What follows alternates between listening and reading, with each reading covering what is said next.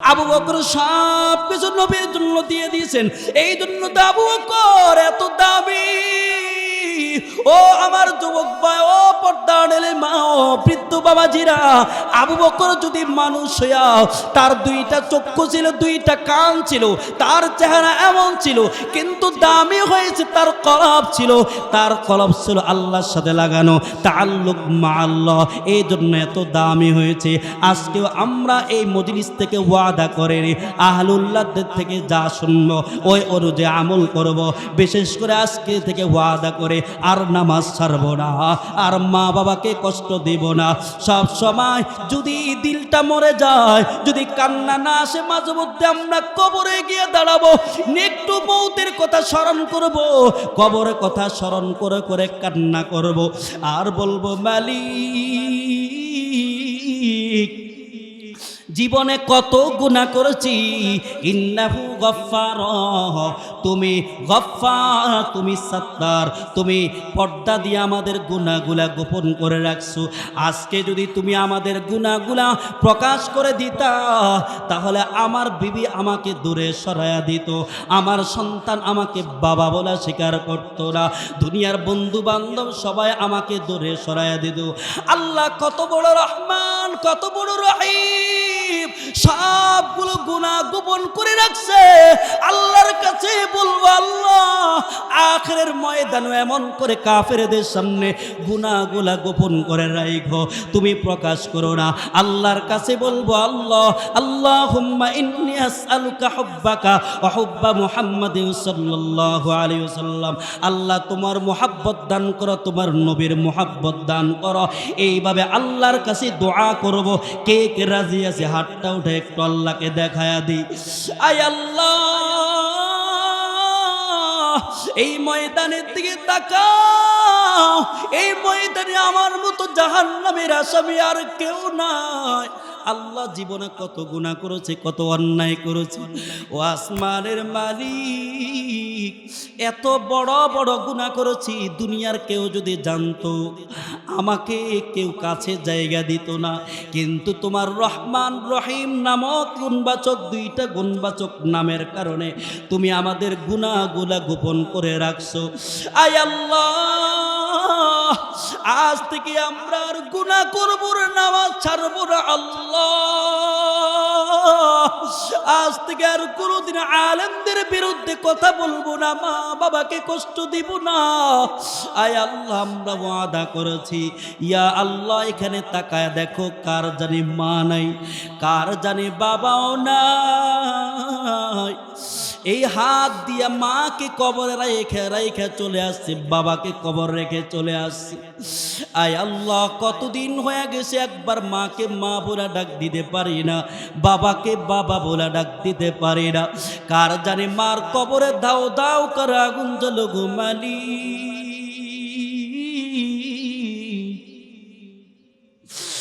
কার জানি বাবার কবর দাও দাও করে আগুন জ্বলতেছে। আল্লাহ, ও মাহারা বাবা হারা সন্তানগুলো চোখের পানি ফেলে কান্না করি।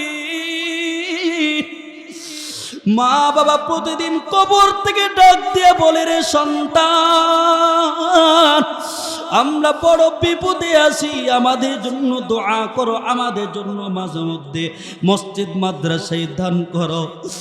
ও মাহারা বাবার সন্তানগুলো একটু চোখের পানি ফালান, আমার মালিককে একটু উঁচু আওয়াজে ডাক দেন আল্লাহ। আর জোরে সবাই চিৎকার করে ডাক দেন, মালিককে ডাক দেন আল্লাহ। আল্লাহ তোমার এরা সব তোমার নবীর পাগল। আল্লাহ একজনে হাতকে ফিরাইয়া দিও না আল্লাহ।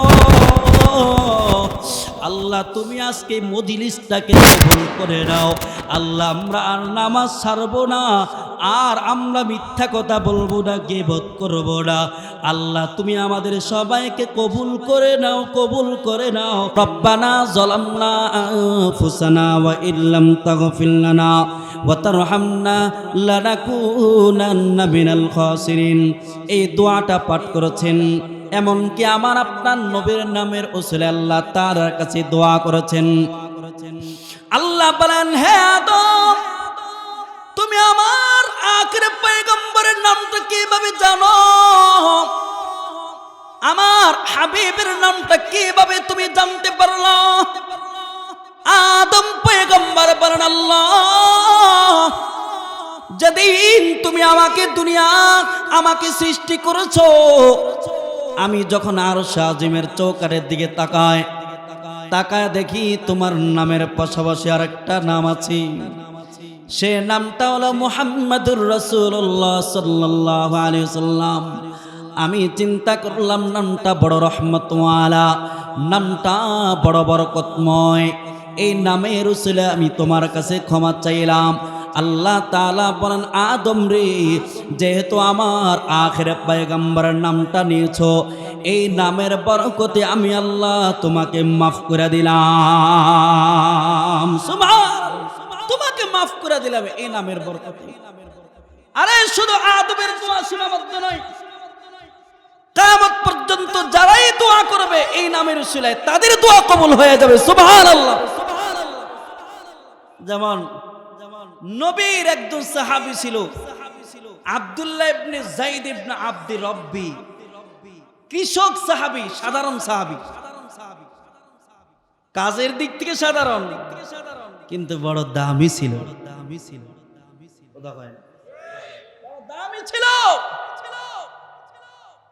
কেমন দামি? যেই সাহাবীর কারণে আল্লাহ তাআলা আজ পর্যন্ত আযান চালু রাখছে। আরো জোরে বলেন, যখন নামাজ ফরজ হয়, নামাজের জন্য মানুষকে কিভাবে ডাক দিবে, সাহাবায়ে কেরামদেরকে নিয়ে আল্লাহর রাসূল পরামর্শ সভায় বসছেন। কেউ বলেন ঘন্টা বাজানো হোক, কেউ বলেন আগুন জ্বালানো হোক, কেউ বলেন সিংহে ফুঁক দেওয়া হোক। তাহলে এগুলোর আলামত দেখে মনে করবে নামাজের সময় হয়ে গেছে।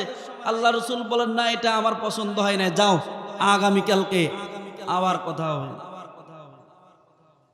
পরের দিন সকালবেলায় আব্দুল্লাহ ইবনে যায়েদ ইবনে আব্দি রব্বি ফজরের নামাজ পড়ে রাসূলের কাছে চলে আসছেন। ইয়া রাসূলুল্লাহ, আমি গতকালকে রাত্রে স্বপ্নে দেখেছি আমার পার্শ্বে দিয়ে একটা লোক যাচ্ছে। লোকটাকে ডাক দিয়ে বললাম, ভাই, নামাজের জন্য মানুষকে কিভাবে ডাক দেওয়া যায় একটু বলে দাও। ওই লোকটা আমাকে আযানের শুরু থেকে আল্লাহু আকবার থেকে নিয়ে লা ইলাহা ইল্লাল্লাহ মুহাম্মাদুর রাসূলুল্লাহ পর্যন্ত আমাকে শিখায়া দিয়েছে। সুবহানাল্লাহ। রাস্তে কোন আরো জোরে বলেন। রাসূল বলেন, তোমার স্বপ্ন সত্য, যাও বিলালকে শেখাও। বিলাল রাদিয়াল্লাহু তাআলা আযান দেওয়া শুরু করেছে। ওমর দৌড়ায় চলে আসছে। ওমর বলেন, ইয়া রাসূলুল্লাহ, গতকালকে রাত্রে এই স্বপ্নটা আমি দেখছি। এই আব্দুল্লাহ ইবনে যায়েদ ইবনে আব্দি রব্বি, তিনি কেমন দামি সাহাবী! যখন রাসূলের ইন্তেকালের কথা সারা মদিনায় ছড়িয়ে পড়ে, তিনি মদিনায় খেজুর বাগানে কাজ করতেছিলেন। খেজুর গাছ থেকে লাফ দিয়া নিচে নেমে পড়ছেন। রাসূল নাই, দুনিয়ার জমিন থেকে বিদায় নিয়ে গেছে, নিজেকে নিয়ন্ত্রণে রাখতে পারছেন না। তিনি কেমন জানি নিজের ভিতর অস্থিরতা চলে আসছে। সাহাবী আল্লাহর কাছে হাত তুলে দোয়া করে, আল্লাহ, যেই চোখ দিয়া নবীকে দেখতে পাবো না, এই চোখ দিয়ে আমি আসমান দেখতে চাই না, জমিন দেখতে চাই না। যেই চোখ দিয়ে আমি আমার নবীকে দেখতে পাবো না, এই চোখ দিয়ে আমি আমার মা, আমার বাবা, আমার সন্তানাদি স্ত্রী কাউকে দেখতে চাই না। যেই চোখ দিয়ে আমি আমার নবীকে দেখতে পাবো না, এই চোখ দিয়ে আমি দুনিয়া দেখার প্রয়োজন নাই, অন্ধ করে দাও আমার নবীর উসিলায়। সঙ্গে সঙ্গে আল্লাহ তাআলা তার দুইটা চক্ষু অন্ধ করে দিছে। এদেরকে বলা হয় আশিকে রাসূল। এদেরকে বলা হয় কি? সবাই বলেন, সবাই বলেন, আরো জোরে বলেন। আমগর মতো শুধু 12 রবিউল আউয়াল আসলে নাচানাচি আর জিলাপি আর ফিন্নি খাওয়া শুরু হয়ে যায়, এই ধরনের আশিকে রাসূলের কথা বলা হয়নি। কথা কয় না, জোরে বলেন। জাসনে জুলুস আর ঈদে মিলাদুল পালন করবেন, কিন্তু রসুলের বিরুদ্ধে কথা বললে এই সমস্ত আশিক রসুলগুলাকে প্রতিবাদ করতে দেখা যায় না। কথা কয় না, জোরে বলেন। তখন এদেরকে গর্তের ভিতরে দেখা যায়, এদেরকে রাস্তায় প্রতিবাদ করতে দেখা যায় না। অথচ আশিক রাসূল তো তাদেরকে বলা হয় যারা নবীর ইজ্জতের উপর আঘাত করবে। কোনো কুলাঙ্গার যদি নবীকে গালি দেয়, ইসলামের বিরুদ্ধে যদি কথা বলে, কোরআনের উপর যদি পা রেখে যদি কোরআনকে অপমান করে, আল্লাহর বিরুদ্ধে কথা বলে, মাদ্রাসার বিরুদ্ধে কথা বলে, তখন ওই কুলাঙ্গার বিরুদ্ধে নিজের জীবনটা বিলীন করে দিবে। এদেরকে বলা হয় আশিক রাসূল। ঠিক কিনা বলো? হ্যাঁ, আমার তো মন চাই, এখন তো সবার একটা দিলের তামান্না যে এমন একজন প্রধানমন্ত্রী দরকার, যে প্রধানমন্ত্রী নবীর বিরুদ্ধে কথা বলবে, ওই কুলাঙ্গারের বিরুদ্ধে এই আইন চালু করবে, তার একটাই শাস্তি, মৃত্যুদণ্ড। জোরে বলেন, একটা শাস্তি। আপনাদের কি আশা নাই? কথা কয় না, আশা নাই। কিন্তু হবে কিভাবে? কিভাবে হবে? আমগো আলেমদের ভিতরে মারামারি শুরু। কথা কয় না, কেউ এই দল সাপোর্ট করে, কেউ এই দল সাপোর্ট করে। আরে ভাই, আমাদের অবস্থা হবে কেমন জানেন? আমি গত কয়েকদিন আগে এক জায়গা বলছি, এক সময় তো সারা পৃথিবী মুসলমানরা রাজত্ব করেছে। কথা বলেন না কেন? যেমন স্পেনের দিকে তাকান, আমরা মুসলমানরা ইতিহাস পড়িও না, পড়লেও ভুলে যাই। 800 বছর মুসলমানরা রাজত্ব করেছে। কয় শত বছর? সবাই কথা বলতে হবে, কয় শত বছর? 800 বছর। কিন্তু কাফেররা এটা থাকতে দেয় নাই। ওরা সবসময় একটা পলিসি অবলম্বন করে, ইংরেজিতে এটাকে বলা হয় ডিভাইড অ্যান্ড রোল। অর্থাৎ মুসলমানদেরকে একসাথে হতে থাকতে দিবা না, ওদেরকে দুই ভাগ করে দাও, ওদের বিচার করার জন্য ঢুকে পড়ো। এটা এদের একটা পলিসি। যেমন নাকি স্পেনের সর্বশেষ যে খলিফা ছিল তার নাম ছিল হাসান, নাম কি? আর তার ছেলের নাম হলো আব্দুল্লাহ। খ্রিস্টানরা বলে আব্দুল্লাহ, তোমার বাবা যেই সিংহাসনে আছে, খলিফা আছে, এটার উপযুক্ত তোমার বাবা না, এটার উপযুক্ত হলো তুমি। এটা একটা পলিসি। এটার উপযুক্ত ছেলেকে বলছে তুমি। এবার ছেলে তো বাবার বিরুদ্ধে প্রতিবাদ সংগ্রাম শুরু করলো। আমগো শেখ হাসিনা তো যেমন শেখ হাসিনাকে নাম আছে, এমন করে তার বাবাকে প্রতিবাদ করে নামাইছে, বাবাকে হত্যা করে দিল। এবার বসলো ছেলে। যখন ছেলে বসছে, খ্রিস্টানরা বলে আব্দুল্লাহ, এই জায়গার উপযোগী তো তোমার না, তুমি না, তুমি তোমার বাবার বিরুদ্ধে প্রতিবাদ করেছো, তুমি তো ভালো সন্তান না, আমরা বসাইছি তোমাকে, এবার তুমি নামো। ছেলেকে হত্যা করে দিল। সর্বশেষ ফলাফল কি দাঁড়াইলো? সারা দেশের মুসলমানদেরকে কচু কাটা শুরু করলো। সর্বশেষ গুটি কিছু মুসলমান ছিল, এদেরকে সমুদ্রের মাঝখানে নিয়ে জাহাজে উঠে ওখানে পেট্রোল মেরে আগুন দিয়ে পুড়াইয়া দিছে। শেষ। নাউজুবিল্লাহ বলবে না? আরো জোরে বলেন। এই হলো তাদের পলিসি, এখনো সেই পলিসি চলছে। আমরা মুসলমানরা বুঝি না, আমরা ওই দলকে মারি না, এই দলকে মারি না। ওই যে অবস্থা হলো, ওইটা দুইটা ইঁদুর মারামারি করছে একটা কেক নিয়ে। ও বলে ওইটা খাবে, এ বলে এটা খাবে, মারামারি, মীমাংসা করতে পারছে না। সর্বশেষ একটা বানরের কাছে গেছে, শিয়ালের কাছে গেছে। শিয়াল তো খুব ভালো কথা বলে। শিয়ালের কাছে গিয়ে বলে, এই দোস্ত, আমাদের এটা ভাগ করে দাও দুই ভাইয়ের ভিতরে। সাহাবা একরাম কেমন করে রাসূলকে মুহাব্বত করতেন। রাসূলের একজন সাহাবী ভাই যায়েদ ইবনে হারিসা রাদিয়াল্লাহু তাআলা আনহু ভালো করে কান লাগায় শুনেন, শেষের দিকে আমি চলে আসছি। লম্বা চোরা আলোচনা করার সুযোগ নেই, যেহেতু আমার উস্তাদে মুহতারাম চলে আসছেন। হুজুর মুরব্বী মানুষ, হাজারো আলেমদের উস্তাদ আল্লামা আনোয়ারুল হক দামাত বরকাতুহু হুজুর চলে আসবেন। এর আগে আমি অগোছালো কিছু আলোচনা করে কান লাগায় শুনেন। রাসূল আরবের সাহাবী যায়েদ ইবনে হারিসা রাদিয়াল্লাহু তাআলা আনহু, যুবক রে, কত দামি একজন সাহাবী, যেই সাহাবী আল্লাহর রাসূলের খাদেম ছিলেন। কোন সাহাবীর নাম আল্লাহ তাআলা সরাসরি কোরআনে উল্লেখ করেন নাই, একমাত্র যায়েদের নামটা আল্লাহ তাআলা সরাসরি কোরআনে উল্লেখ করেছেন। এই যায়েদ ইবনে হারিসা রাদিয়াল্লাহু তাআলা আনহু ছোটবেলায় তার বয়স যখন 8 বছর, তার মায়ের সাথে নানা বাড়িতে বেড়াতে যান। তার নানা বাড়ির উপর হামলা করে ডাকাতেরা সব সম্পদ লুটতরাজ করে নিয়ে যায়, লুণ্ঠন করে নিয়ে যায়। যায়েদকেও চিন্তায় করে মক্কায় ওকাজ বাজারে গোলাম হিসেবে বিক্রি করে দেয়।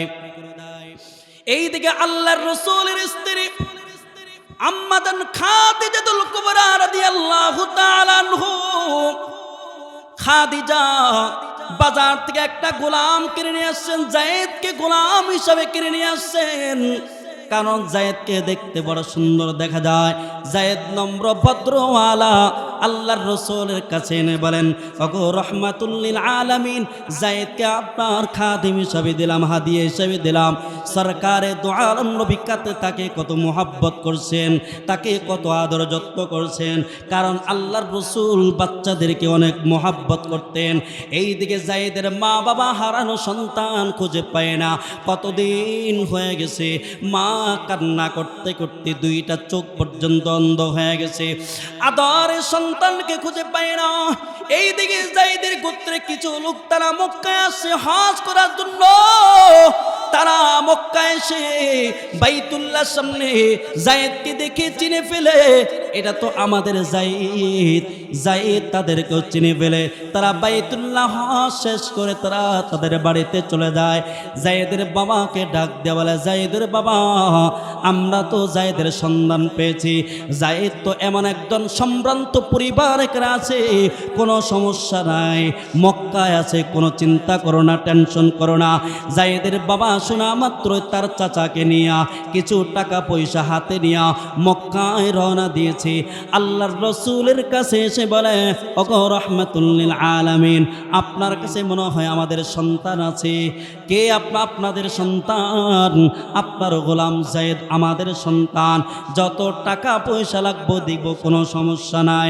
আল্লাহর রাসূল বলেন, যায়েদের বাবা, একটা কথা আগে বলতে হবে, যায়েদ যদি আপনাদের সাথে যেতে চায় যাবে, কোনো সমস্যা নাই, কোনো টাকা পয়সা লাগবে না।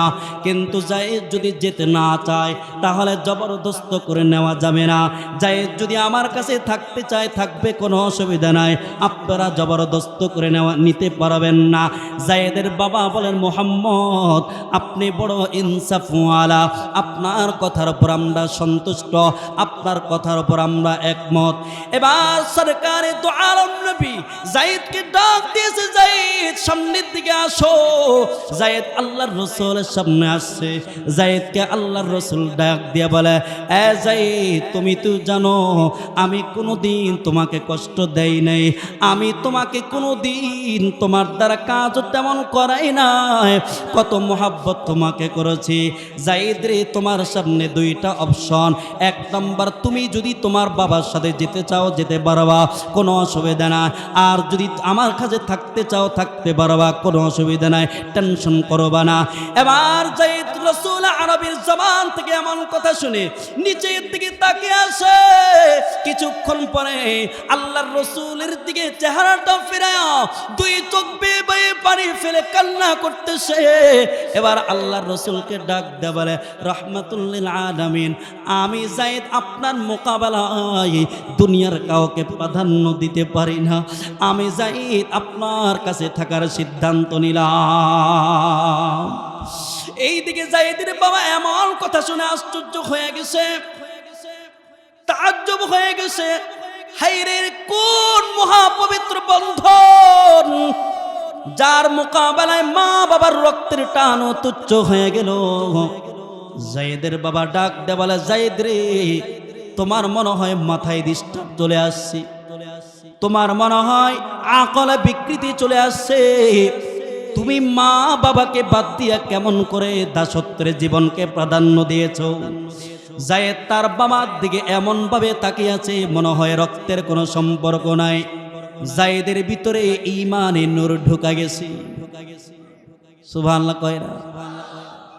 এবার যায়েদ নাক দিয়ে বলে, এই বাবা শুনো, আমার মাথায় কোনো সমস্যা নাই, আমি যা সিদ্ধান্ত নিয়েছি আকলে সালিমের মাধ্যমে সিদ্ধান্ত নিয়েছি, আমি সুস্থ মস্তিষ্কে সিদ্ধান্ত নিয়েছি।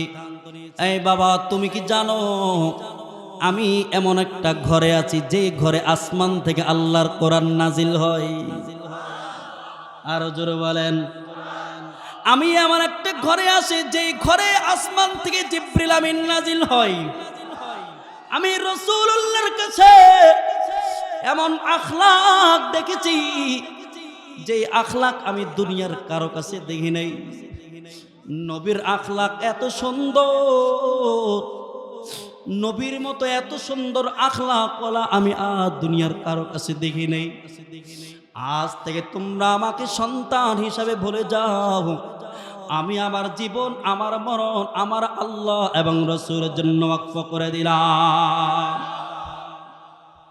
আল্লাহর রাসূল এমন কথা শুনে এত খুশি হয়ে গেছে, এত খুশি হয়ে গেছে। সরকারে দো আলম নবী তার হাতটা ধরে বাইতুল্লাহর সামনে দাঁড় করা বলে, এ সাহাবীরা তোমরা সাক্ষী থাকো, আজ থেকে যায়েদ আমি মুহাম্মদের সন্তান। এই জন্য ভাইয়েরা আমার, সাহাবায়ে কেরাম রাসূলের জন্য জীবন দিয়েছেন, সাহাবায়ে কেরাম নবীর জন্য বাড়ি ত্যাগ করেছেন, সাহাবায়ে কেরাম নবীর জন্য মা ত্যাগ করেছেন, বাবা ত্যাগ করেছেন, সব কিছুর মায়া ত্যাগ করে নবীর মায়ায় পড়েছিলেন। এই জন্য যুবক ভাইয়েরা আজকে সেই নবীকে আমরা মোহাব্বত করি না, নবীর আদর্শের মোতাবেক চলি না। আমরা চুল কাটাইলো দেখা যায় নবীর আদর্শ মোতাবেক চুল কাটাই না, আমরা চুল কাটাইলো দেখা যায় ওই রোনালদো আর মেসি আর খেলোয়াড়ের মতো আমরা চুল কাটাই। কথা বলেন। আমরা এই হলো আমাদের হালত। অথচ যদি রসুলকে মুহাব্বত করি, রসুলের প্রত্যেকটা সুন্নাত মোতাবেক যদি চলতে পারি, তাহলে হাসর ময়দানে কেমন লাভ হবে, কেমন লাভ হবে। যে হাসর ময়দানে মানুষগুলো বড় বড় পেরেশানির ভিতরে থাকবে, নবীরা পর্যন্ত ইয়া নফসি করতে থাকবে, আর একদিকে আমার প্রাণ নবী মাকামে মাহমুদে সিজদায় পড়ে শুধু রব্বি হাবিলি উম্মতি উম্মতি বলে বলে শুধু কান্না করবে। যখন নবী এমন করে কান্না করবে, আমার আল্লাহ ডাক দিয়ে বলবেন, নবী আমার মাথাটা উঠা, আমি আল্লাহর সহ্য হয় না।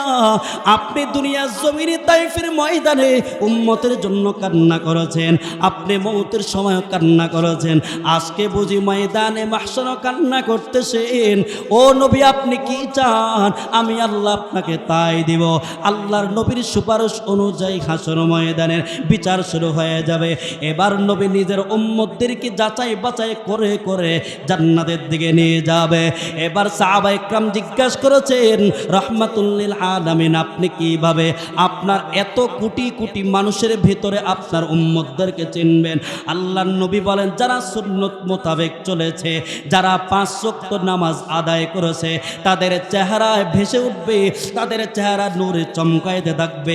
আমি তাদের চেহারা দেখে দেখে আমি আল্লাহর জান্নাতের দিকে নিয়ে যাব।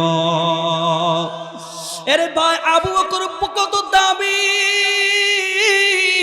যে আবু বকর জীবনটা নবীর সান্নিধ্যে কাটিয়েছেন, একদিন আল্লাহর নবী বলেন, আমি মহব্বত করি, আমি নামাজ মহব্বত করি, আমি আতর দেওয়া মহব্বত করি, আমি নেক বিবি মহব্বত করি, নেক বিবি পছন্দ করে। আবু বকর সামনে বসে বলেন, রহমাতুল লিল আলামিন, আমিও তিনটা জিনিস পছন্দ করে। এক নম্বর, আমি সারা জীবন মনটা চায় আপনার চেহারার দিকে তাকায় দেখি, এটা এক নম্বর কাজ, এক নম্বর মোহাব্বত। দুই নম্বর, আমার একটা মেয়ে আপনার সংসারে থাকবে। তিন নম্বর, আমার সব মাল আপনার জন্য আমি ওয়াকফ করে দিব, আল্লাহর জন্য ওয়াকফ করে দিব, এটা আমার পছন্দ। আবু বকর সব কিছু নবীর জন্য দিয়ে দিয়েছেন, এই জন্য তো আবু বকর এত দামি। ও আমার যুবক ভাই, ও পর্দার মা, ও বৃদ্ধ বাবাজিরা, আবু বকর যদি মানুষ হইয়া, তার দুইটা চক্ষু ছিল, দুইটা কান ছিল, তার চেহারা এমন ছিল, কিন্তু দামি হয়েছে তার কলব ছিল, তার কলব ছিল আল্লাহর সাথে লাগানো, তাআল্লুক মা আল্লাহ, এই জন্য এত দামি হয়েছে। আজকেও আমরা এই মজলিস থেকে ওয়াদা করে আহলুল্লাহদের থেকে যা শুনবো ওই অনুযায়ী আমল করব। বিশেষ করে আজকে থেকে ওয়াদা করে আর নামাজ ছাড়ব না, আর মা বাবাকে কষ্ট দেব না। সব সময় যদি দিলটা মরে যায়, যদি কান্না না আসে, মাঝে মধ্যে আমরা কবরে গিয়ে দাঁড়াবো, একটু মৌতের কথা স্মরণ করব, কবরের কথা স্মরণ করে করে কান্না করব, আর বলবো, মালিক জীবনে কত গুনাহ করেছি, ইন্নাহু গফফার, তুমি গফফার, তুমি সাত্তার, তুমি পর্দা দিয়ে আমাদের গুনাহগুলা গোপন করে রাখছো। আজকে যদি তুমি আমাদের গুনাহগুলা প্রকাশ করে দিতা, তাহলে আমার বিবি আমাকে দূরে সরায়া দিত, আমার সন্তান আমাকে বাবা বলা স্বীকার করতো না, দুনিয়ার বন্ধু বান্ধব সবাই আমাকে দূরে সরায়া দিত। আল্লাহ কত বড় রহমান, কত বড় রহিম, সবগুলো গুনাহ গোপন করে রাখছে। আল্লাহর কাছে বলবো, আল্লাহ আখিরের ময়দানে এমন করে কাফেরদের সামনে গুনাহগুলা গোপন করে রাখো, তুমি প্রকাশ করো না। আল্লাহর কাছে বলবো, আল্লাহ আল্লাহুম্মা ইন্নী আসআলুকা হুব্বাকা ওয়া হুব্বা মুহাম্মাদিন সাল্লাল্লাহু আলাইহি ওয়াসাল্লাম, আল্লাহ তোমার মুহাব্বত দান করো, তোমার নবীর মুহাব্বত দান করো। এইভাবে আল্লাহর কাছে দোয়া করব। কে কে রাজি আছে হাতটা উঠে একটু আল্লাহকে দেখায়া দিই। আয় আল্লাহ, এই ময়দানের দিকে তাকাও, এই ময়দানে আমার মতো জাহান্নামের আসামি আর কেউ নাই। আল্লাহ জীবনে কত গুনাহ করেছে, কত অন্যায় করেছে, ও আসমানের মালিক, এত বড় বড় গুনাহ করেছি, দুনিয়ার কেউ যদি জানতো আমাকে কেউ কাছে জায়গা দিত না।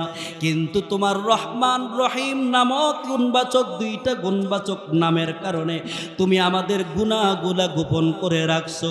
আয় আল্লাহ, আজ থেকে আমরা আর গুনাহ করব না, নামাজ ছাড়বো না। আল্লাহ, আজ থেকে আর কোনোদিন আলেমদের বিরুদ্ধে কথা বলবো না, মা বাবাকে কষ্ট দিব না। আয় আল্লাহ, আমরা ওয়াদা করেছি। ইয়া আল্লাহ, এখানে তাকায় দেখো, কার জানি মা নাই, কার জানি বাবাও নাই। এই হাত দিয়া মাকে কবরে রেখে রেখে চলে আসছে, বাবাকে কবর রেখে চলে আসছে। আয় আল্লাহ, কতদিন হয়ে গেছে একবার মাকে মা বলে ডাক দিতে পারি না, বাবাকে বাবা বলে ডাক দিতে পারি না। কার জানি মার কবরে দাও দাও করে আগুন জ্বলো ঘুমালি,